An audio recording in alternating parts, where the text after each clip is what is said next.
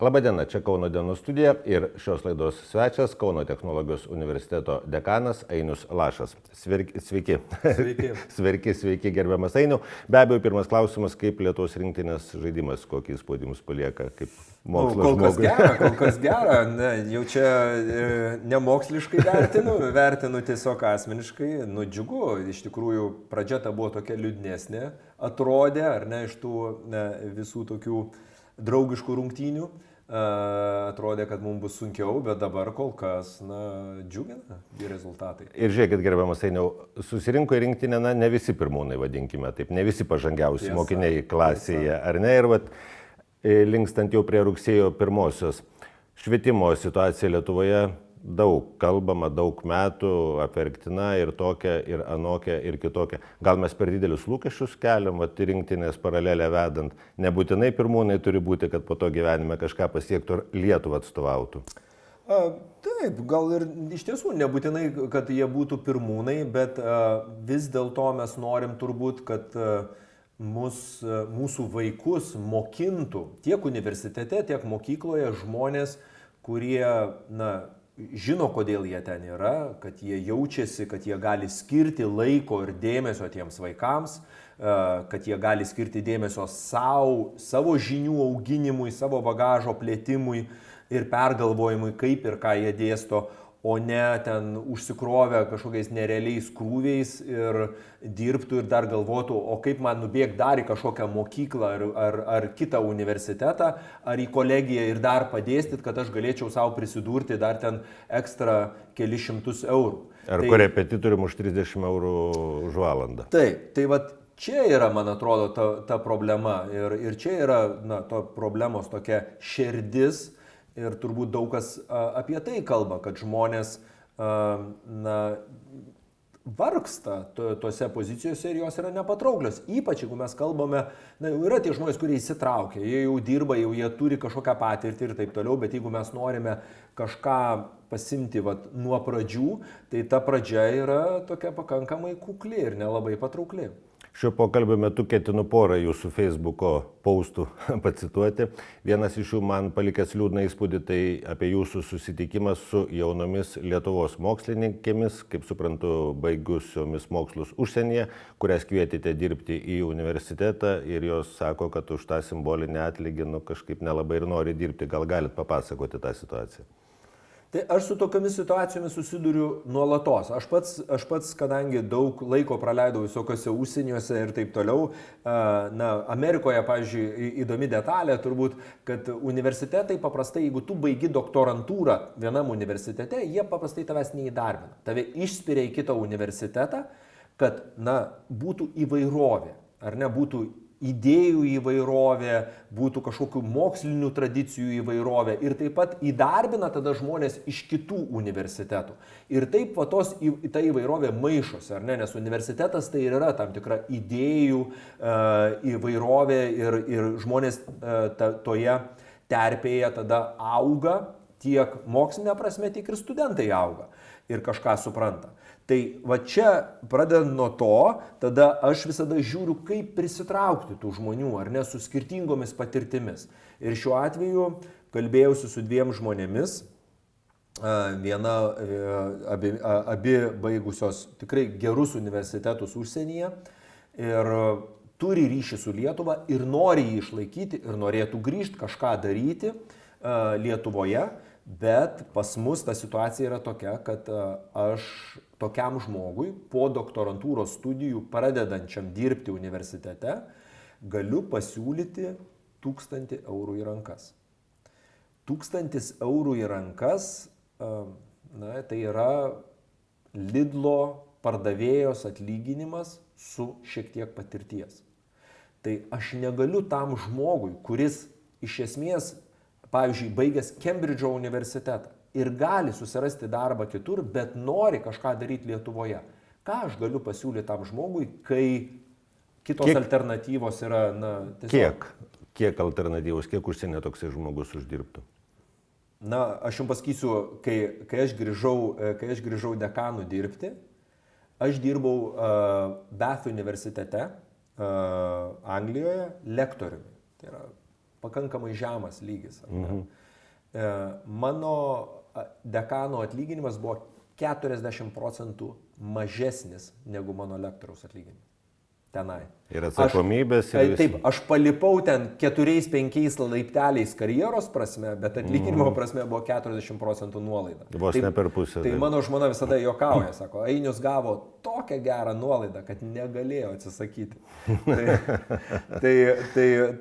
Vat, čia tai aš nesiskundžiu, Lietuvos kontekste aš iš tiesų gaunu gerą atlyginimą, ar ne, sąlyginai gerą, jeigu mes lyginu su kolegomis. Bet jeigu mes lyginamės tarptautiniu mastu ir čia mes kalbame būtent apie tai, kad mes norim, kad mūsų mokslas būtų tarptautiškas, kad mes būtumėm čia ant mokslo fronto linijose, jas stumtum tas fronto linijas, kurtumėm kažką, tai tokių žmonių reikia. O tokie žmonės pradeda nuo kokių 2,5-3 tūkstančių užsienyje į rankas, ar ne, o aš galiu 1000 pasiūlyti. Tai apie ką mes kalbam? Ir mes kalbam apie šiuo atveju jau vyriausybės politiką, kadangi tai yra jauni žmonės, lietuviai, lietuvės, kuriuos susigrąžinkime į tėvynę, protų nutekėjimas, ar ne, čia kad ruošiam, kad ir ne universitete, bet mokykloje. Va čia yra ta sudėtinga dar dalis, kad aš negaliu paimti ir pasakyti, va aš šitam žmogui mokėsiu tiek, o va tau nemokėsiu tiek, ar ne? Tai mes kalbam apie visą sistemą. Puikiai suprantu, štai ir sakau, vyriausybės čia jau yra sprendimai. Taip. Ir kaip jūs irgi kažkada rašėte, kad 7 metai kaip grįžęs į Lietuvą esate ir per tą laiką situacija iš principo niekiek nepagerėjo.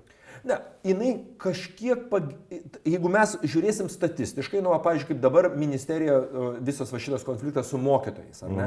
Jis irgi šiek tiek atspindi tai, kas vyksta ir aukštajame moksle. Tai ministerija sako, žiūrėkit, mes nuo 19 metų jum pakėlėm atlyginimą vidutiniškai 50%. Nu, atrodo labai gerai, kaip čia, ko jie čia taip skundžiasi, ar ne? Taip, o skundžiasi kodėl? Todėl, kad pradžia yra labai žema, ar ne? Pas mus viskas prasidėjo nuo 850 į rankas kažkada, dabar yra 1000. Bet ir čia 50% nesigauna. Ne, 50 šiuo atveju pas mus ne, bet tarkim pas mokytojus gaunas. Bet mes neįskaičiuojam, kad per tuos metus buvo 35% infliacija. Tai atimkim tuos 35% ir gaunasi 15%. Padidėjimas nuo labai žemo lygio, ar ne? Tai jeigu mes kalbame taip, tai mes tada suprantame, kad ta situacija taip kažkaip sąlyginai pagerėjo palyginus su tuo, kas ten buvo. Bet kur yra visas, kiek pajudėjo per tą laiką infliacija, kainos pakilo ir taip toliau, žmonės labai kukliai tai jaučia ir mes tampame tiesiog nebekonkurencingi rinkoje. Jeigu mes norime pritraukti mokslininkus, norime pritraukti žmonės, kurie kurtų žinias naujas, kurtų kažkokius tai dalykus, kurie yra ir mokintų kitus kurti, tai reikia geriausių, ar ne?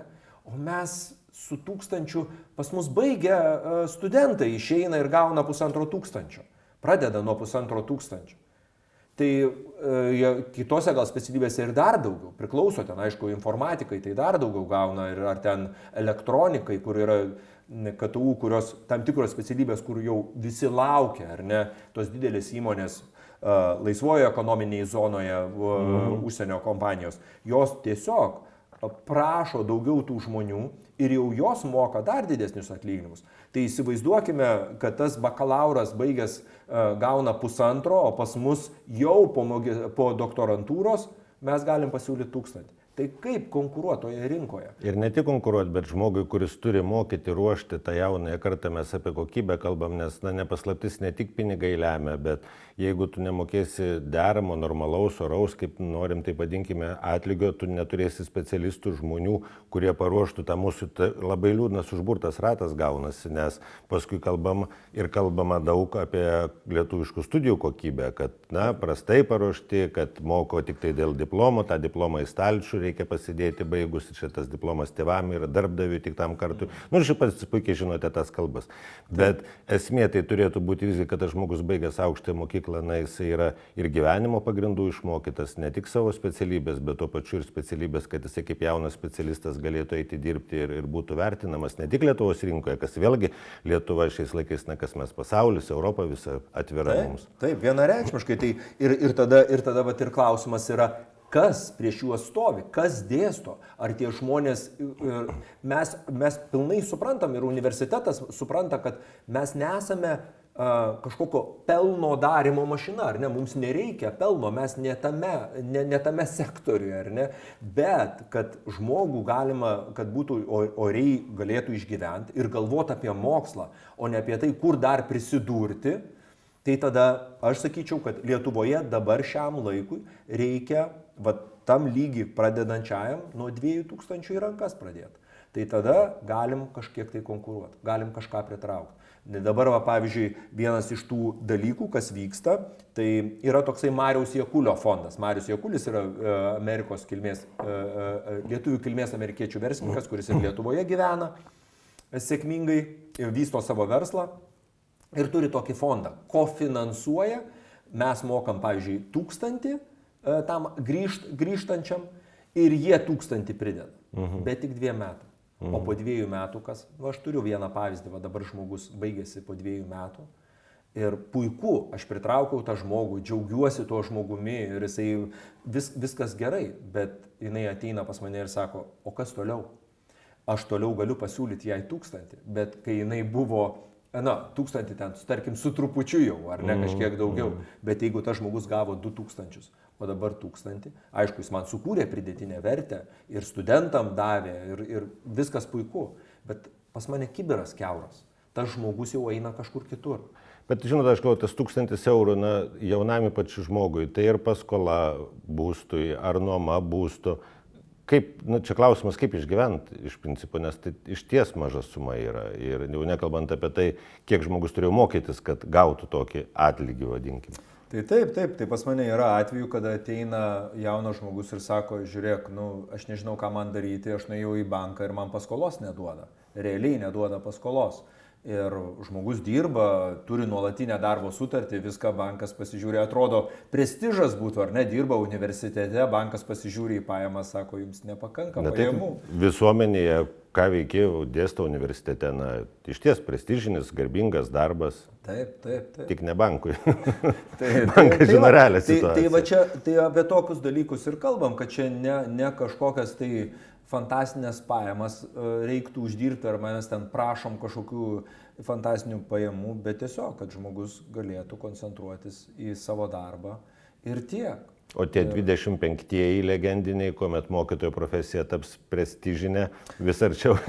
Na, žinot, tai jeigu jūs pasižiūrėtumėt, šitų mes prirašom ant popieriaus ir prideklaruojam labai daug dalykų. Vienas iš jų yra, kas žinot, dabar ruošia 2050 Lietuvos strategija, ne taip senai, anksčiau buvo ruošta 2030 Lietuvos strategija. Ir toje 2030 strategijoje yra paminėta, kad vienas iš Lietuvos universitetų bus tarp pasaulio geriausių 200 ar 300, aš dabar neatsimenu. Bet kuriuo atveju mes jau aišku, kad mes šito tikslo neįgyvendins.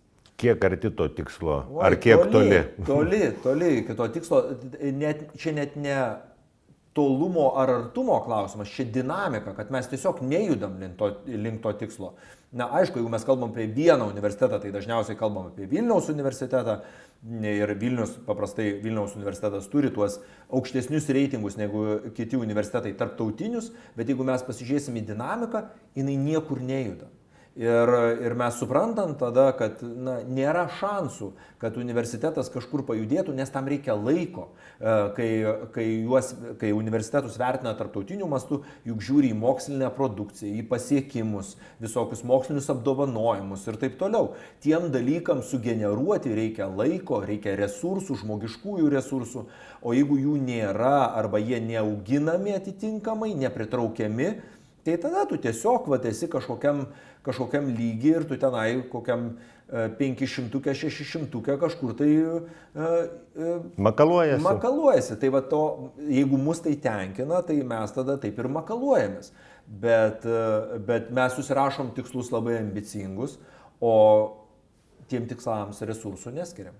Nes kalbant apie dinamiką, tai ir vyriausybės politikos, ar esamos, ar buvusių, ar kažkokios būsimos, vėlgi grįžtu prie to, kaip jūs minėjot, ta situacija taip, kažkiek padidėjo atlyginimai, bet Kalbant apie lietuvių mokslininkus, kurių neprisikviečiat, tai kaip su užsienio mokslininkais, nes ko gero tam, kad augtų organizacija, reikalingi nauji vėjai, naujos idėjos, tai organizacija, universitetas, kas tai yra bebuvę.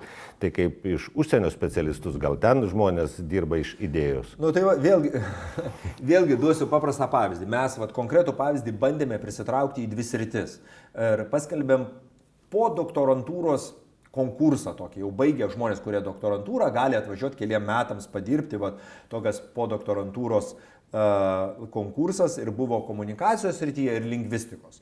Ir jau mes turėdami patirtį, jau prieš tai esam skelbę ir matę, kokie yra kuklus rezultatai, atlyginimą kilstelėjom. Jau buvo jisai aukštesnis, mes kažkur siūlėme apie 1500 į rankas, ir išplatinom tarptautiniu mastu ir norėjom pasižiūrėti, galbūt sulauksim kažkokio dėmesio.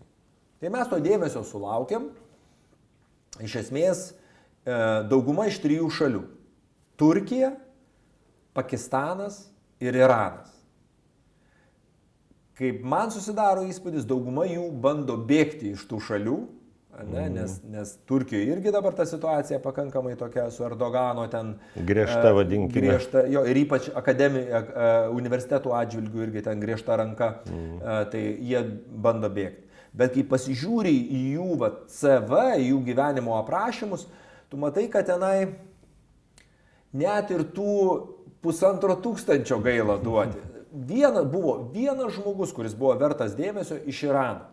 Tai Iranas, žinom, čia kokia ta situacija su karais ir Iranu ir jų įsitraukimu į Ukrainos karą, tai į Rusijos invaziją į Ukrainą, tai mums vėlgi kyla visokių etinių ir kitokių klausimų, ką tie žmonės čia veiks ir kokie jų yra požiūriai į šituos reikalus. Bet iš esmės nėra iš ko rinktis, netgi kai truputėlį kilsteli, nes mes įsivaizduojam, kad čia ta Lietuva, žinot, kažkas tai. Bet iš toli žiūrint, Lietuva yra tiesiog, žmonės kiti net nežino, kas tas Kaunas ar gal Vilnių girdėjo. Ir tiek. Tai kad juos pritraukti, tu turi sukurti kažkokią pridėtinę jiems vertę. Arba tu turi kažkokią tai mokslo grupę, kuri generuoja įspūdingus rezultatus, yra pritraukti kažkokie specialistai, tada tas jaunimas nori dirbti su kažkokiais mokslininkais, žinomais mokslininkais, nes jiems tai įdomu, ar ne, jie nori kažką išmokti, nori prie to žinomo vardo dirbti kartu ir taip toliau, jiems tai yra pliusas. Arba tada tu turi ir atlyginimą irgi atitinkamą kažką pasiūlyti, kad jie atvažiuotų. Tai mes matom, kad kai gauni ten tas 5 paraiškas, ar 5 interesantus, ar 6, ir iš jų gal vienas tempia iki ten, kur tu nori, bet irgi ten sutarkim kokią persų kalbos specifiką, kur tau net neaktuali jinai, tai vėlgi pasižiūri, galvoju, tai koks tas potencialas, kaip mes prisitrauksim, kaip mes pasieksim tuos tikslus ir tas ambicijas, apie kurias mes visada kalbam. Tai pakalbėti yra lengva, o prioritetų prasme gaunasi, kad tik tai kalba yra prioritetas. Ta prasme, kad mes... Žodžiais, o ne žygiais, perfrazuojant Tėvynę myli. Tai aš manau, kad Lietuvoje, apskritai, Lietuva turi vieną strateginį prioritetą. Tai yra krašto gynyba. Aš nesakau, kad jis yra blogas, jis yra geras prioritetas. Bet jeigu mes žiūrime į tokius strateginius prioritetus, tai yra kaip mes alokuojam resursus, skiriam lėšas kažkokias, ar ne, kaip mes, jeigu yra poreikis, greitai sureaguojam į tą poreikį, tai mes realiai veikiame ir identifikuojame strateginį interesą vieną - krašto gynybą. Nes kai reikia, mes resursus teikiam, reikia statyti kažką, statom, reikia kažkur naujus kelius nutiest, tiesiam ir investuojam ir nekvestionuojam. Nors krašto gynybos kai kurie bent jau specialistai ir ekspertai tikrai sakytų, kad per mažai yra skiriama ir, bet čia jau būtų kita tema. Čia jau kita tema, taip gal į tą neikim, bet aš tiesiog kalbu apie tai, kad kaip mes elgiamės. Aš suprantu, taip. Tuomet pinigų atsiranda, bent jau kažkam reikia ten statyti kareivines, jos yra statomos. Reikia statyti bendrabučius ir matome vėlgi, kaip sakiau, Facebooką kelis kartus jūsų pacituosiu, tai kita citata, ne citata, nuotrauka, kurio aš čia neturime, bet jūs tinkuojate universiteto bendrabučių sieną, dekanas tinkuoja sienas. Kokia ten situacija ir kodėl taip reikia daryti jums? Žinot, čia man kažkaip specialiai nereikėjo, aš tiesiog taip truputėlį patrolinau, nes ten Vilniaus universiteto buvo bendrabutis, bet situacija ten paprasta. Tiesiog mano gero draugo vaikas įstojo į universitetą ir paskyrė jam kambarį ir tas kambarys, kukliai tariant, toks buvo pakankamai apleistas. Tai va, tai čia neužsifiksuojantis jūsų veiksmų ar jūsų nuotrauka, aš suprantu, kad tai viso labo yra simbolis, bet kalbant vėlgi apie pačią, nes ne tik studijuoti, bet ir kažkur gyventi reikia. Taip. Ir vėlgi daug kalbama ir teisingai be abejo kalbama apie studentus, kurie atvažiuoja iš kažkur į didesnius miestus, Kauną, Vilnių, nuomos kainos yra siaubingai didelės, galima taip sakyti ko gero,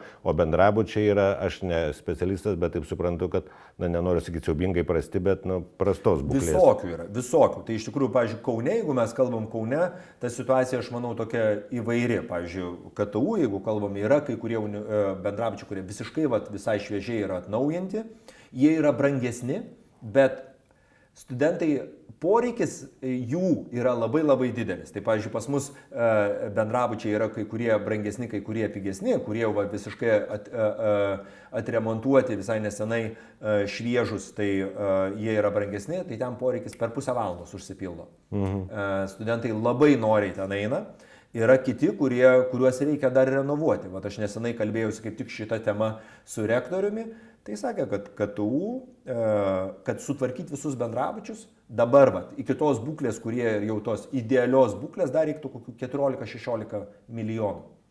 Nes pas mus dar yra Vydūno alėjoje, yra senesnių bendrabučių, kurie nėra tos idealios būklės ir juos reiktų remontuoti, tvarkyti. Tai tokios sumos. Mes tokiomis sumomis neoperuojame. Tai yra universiteto bendras biudžetas, va čia yra dar ta tema, nefinansavimo tema. Universiteto KTU bendras biudžetas yra apie 70 milijonų. Jeigu mes žiūrim visą struktūrą. Tokio lygio universiteto užsienyje biudžetas bus maždaug 10 kartų didesnis. Nesenai vėlgi kalbėjau su rektorium, buvo Aarhuse. Aarhus yra ir miestas, ir universitetas Danijoje. Pas juos apie virš 700 milijonų biudžetas jie operuoja. Tai pažiūrėkime, pavyzdžiui, aš esu davęs irgi vieną pavyzdį, dabar tiksliai irgi neatsimenu to biudžeto, Kopenhagos universitetas. Irgi ten ar 800 milijonų, ar kažkas tai virš dar daugiau, gal link 900 kažkur. Tai, žodžiu, mes kalbam apie visiškai skirtingas lygas. Sugrįžtant prie krepšinio, mes bandome vos ne mėgėjiškai, kaip mėgėjai žaisti, arba čia kažkokiai tai, žinot, nežinau net kokioj čia toj lygoj, C ten kokioj lygoj. Regionų lygą vadinkime prieš aukščiausią lygą. O mums sako, žiūrėkit, jūs pavarykit čia Euro lygoje ar NBA, pavarykit pasaulio mastu. Tai mes pasiruošę, aš manau, kad mes galim, yra net tam tikrų žmonių, bet jeigu tu nori sistemiškai sutraukti žmonės geriausius, tai tam reikia resursų. Nes paprastas pavyzdys, po vieno pokalbio studijoje, vieno universiteto, Kauno technologijos universiteto, dėstytoja jau privačiai kalbant apie vaikų ateitį, kur? Lietuvoje? Ir taip, tu durnas, man Lietuvoje studijuos tavo vaikai, tik į užsienį. Tai va čia man buvo liūdna, iš ties. Man buvo liūdna dėl Lietuvos. Taip skambiai gal pasakyta, bet man iš ties pasidarė liūdna. Aš sakyčiau, suprantat, aš taip, tarp kitko, aš taip neliūdėčiau. Neliūdėčiau dėl ko? Nes aš manau, kad ta kokybė jinai nėra bloga. Mes, pavyzdžiui, infrastruktūros prasme, jeigu kalbam mokslinės infrastruktūros prasme, mes nemažai dalykų turime tą patį, ką ir užsienį turi. Taip, ten gal truputėlį geresni dalykai. Pakvieskime čia Vladimirą Orlovą, atsiprašau, į studiją, žinot, apie ką aš kalbu. Aš žinau. Jis jums pasakys, ką turi universitetai ir kaip toli jiems į kitų laboratorijų, kurias jie turėtų turėti. Ne, žiūrėkit, aišku, kad yra tų dalykų, kur mes galim kalbėti, žinot, mokslinė prasme, kur mes dar galim kažką turėti ir nuveikti, be abejo. Bet jeigu mes kalbam apie studentų paruošimą bakalauro lygio, Tai bakalauro lygio tikrai nereikia kažkokios tai fantastikos. Jūs pasižiūrėkit, ką bakalauro lygijoje yra dėstoma ir ką mes dėstom, pavyzdžiui, socialiniuose moksluose. Mes dėstom 20 amžiaus pradžią, 20 amžiaus vidurį. Pavyzdžiui, metodologiškai, ką reikia daryti, statistiką ten kokią ir taip toliau, nes juos reikia pradėti nuo tenai, netgi kartais nuo 19 amžiaus dalykų, kad suprasti, kas ten yra, ką reikia daryti ir taip toliau, nes mokykla tenai palieka juos. Tai tada mes juos keliam aukštyn, bet bakalauro lygyje nėra ten tokie super sudėtingi dalykai. Ir tuo labiau, kad mes kalbam apie tai, aišku, ir bendrai, kad ir kartais mūsų tų moksleivių lygis nebūna pats aukščiausias. Tai aš sakyčiau, kad studijų kokybė tikrai nėra kažkokia tai, ar tragiška, ar liūdna ir nėra dėl to... Kiek studijų, tai ne jūsų sritis, bet tarkim, kiek studijų yra dabar dirbtiniam intelektui? Vat tie žmonės, kurie šiandien studijuoja, jie jau baigė studijas, ko gero, labai tiesiogiai dirbs su tuo dirbtiniu intelektu, kur mes dar patys, ko gero, nelabai įsivaizduojam, kaip jisai pakeis mūsų gyvenimus, bet be abejonės pakeis. Yra. KTU turi bakalauro studijas dirbtinio intelekto srityje, net taip, man atrodo, ir vadinasi kažkaip dirbtinis intelektas ir ten dar kažkas tai. Tai yra tos studijos ir mes suprantam tų studijų aktualumą ir yra žmonės, kurie dirba tame lauke. Mes turim netgi strateginį prioritetą, dirbtinį intelektą ir koncentruojamės į tai. Ir pagaliau dirbtinis intelektas juk nėra tik tai informatikoje. Jo taikymas dirbtinio intelekto yra visose praktiškai srityse. Galima kalbėti apie labai daug sričių ir tame tarpe, pavyzdžiui, ir kokią humanitariką. Ir dėl to mes irgi mokomės tų dalykų. Mano, pavyzdžiui, fakultetas vadovavimas socialinių, humanitarinių ir menų, mes taip pat kviečiame specialistus iš dirbtinio intelekto, patys važiuojame mokytis tų dalykų, suprasti, kaip tai integruoti į savo lauką. Nes technologijos šiais laikais yra persmelkusios visus laukus. Ir dėl to negalima, nuo jų neišeina pabėgti, ar ne? Ir net nereikia, aišku, bėgti, reikia kaip tik suprasti ir galvoti apie tai, kokias pridėtinės vertės kūrė ir kokias rizikas kūrė tie dalykai. Mes mažai kalbam apie jauną žmogų, kuris ateina studijuoti. Kiek žingeidūs jauni žmonės šiais laikais, kiek jie nori mokslo, ar ta politika, kad tas karteles vis kažkur nuleidžia, tai egzaminuose, tai stojamosiuose baluose ir dėl to, kad užpildyti krepšelius, surinkti, kaip čia yra iš tikrųjų. Tai ta situacija tokia irgi ne vienareikšmiška, galėtų jinai būti truputėlį kitokia, nes mes palyginus, pavyzdžiui, su vakarų universitetais, kuriais mes norim lygintis, tai tenai atranka yra daug didesnė, daug griežtesnė negu pas mus. Bet čia yra, yra du modeliai, kaip tu gali priimti studentus. Vienas, tu gali apskritai nuleisti kartelę pakankamai žemai, priimti ir tada atsijoti tuos, kurie nenori mokytis ar nesugeba mokytis tame lygyje, ar ne, tiesiog studijų procese. Kitas yra, tu užkeli kartelę pradinę ir iš karto atsisijoji, ar ne, ir pasiemi. Pas mus Lietuvoje gaunasi taip, kad nesuveikia nei vienas modelis, dėl to, kad pas mus ta kartelė yra pakankamai žema, bet kadangi tų universitetų daug ir kolegijų daug, konkurencija didelė, bandai išgyventi, tai tada visi tie studentai, kurie ateina, tu bandai juos išlaikyti, nes tai yra tavo pajamos. Tai yra atlyginimai žmonėms, kurie dirba ir mokslininkams, kurie daro mokslinius tyrimus. Tai čia yra ta problema, dabar jinai iš dalies šiek tiek sprendžiama, nes dabar ministerija sako, jeigu pas jūs nubirės iki 25% nubirėjimas, jūs vis tiek gausite tą finansavimą. Ar ne, tai jie tarsi bando spręsti tą problemą, bet iš principo ta kartelė yra žema ir šių metų priėmime, pavyzdžiui, kolegijos kai kurios nuleido kartelę iki 1.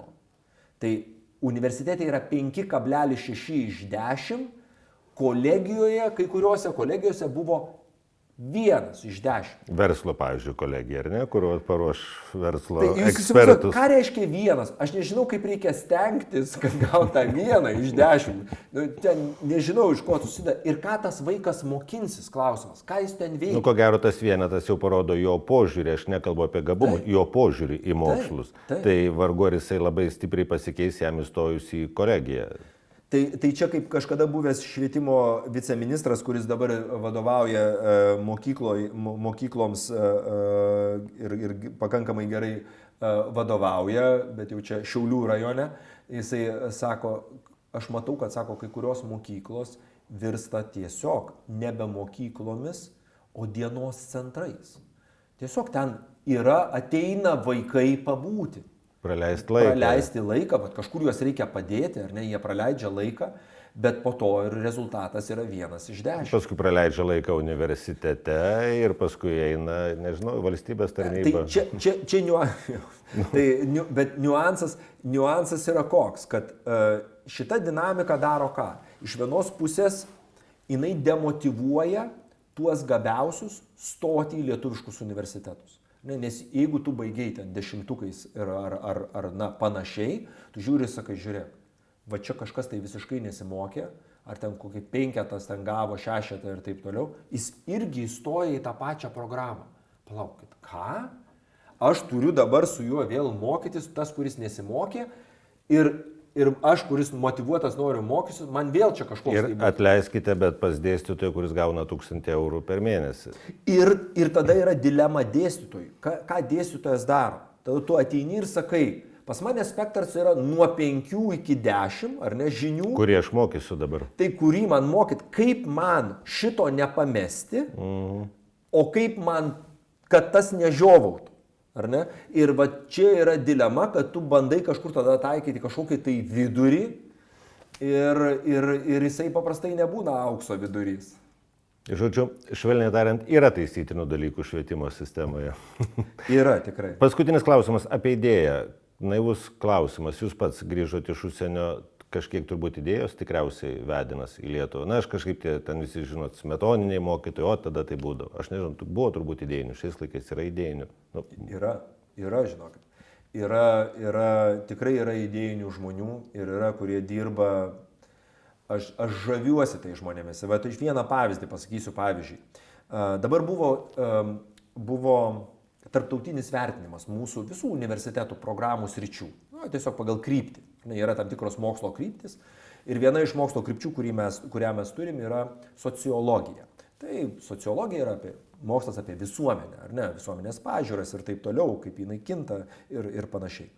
Tai mūsų, pavyzdžiui, sritis, ta mokslo srityje mes gavom įvertinimą, iš 5 yra vertinama, mes gavom 4,5 iš 5. Ir tai yra aukščiausias rezultatas KTU universitete. Mes gavom sociologai gavo aukščiausią įvertinimą. Kodėl? Todėl, kad ten yra grupelė fanatikių, kurios fantastiškus dalykus daro, dirba, laimi europinio lygio projektus nuolatos ir rodo nuostabius rezultatus. Ir atvažiavę tarptautiniai ekspertai tai įvertina ir sako taip. Tai problema yra, bet problema iš mano kaip vadovo pusės yra kokia? Kad aš noriu, kad tai nebūtų tiesiog atsitiktinai, kaip dabar sukritę žmonės, kurie iš tiesų motyvuoti ir daro ir nuostabius rezultatus pasiekia. Aš noriu, kad tai būtų sistemiškai, visur, ar ne? Nes tada įvyks tas tikras virsmas, sisteminis virsmas. O dabar mes, Šikšnys kažką daro Vilniaus universitete, visi žino, o Šikšnys. O kiek tų šikšnių, jeigu mes žiūrim per visą universitetą? Tai čia yra esminė problema, kad mes nebeatsitiktinai tiesiog kažkur sukritusius žmonės išlaikytumėm ir džiaugtumėmės jais, bet kad mūsų visas universitetas atrodytų maždaug taip. Atsitiktinė pergalė puiku, kaip Latvijai prieš prancūzus, bet taip čempionatų nelaimėsiu, mesgi norim laimėti čempionatus. Būtinai, taip. Tai ačiū Jums labai už šį pokalbį, ačiū tiems, kurie dirba iš idėjos ir ne tik iš idėjos. Čia buvo Kauno dienos studija, iki pasimatymo kitą kartą.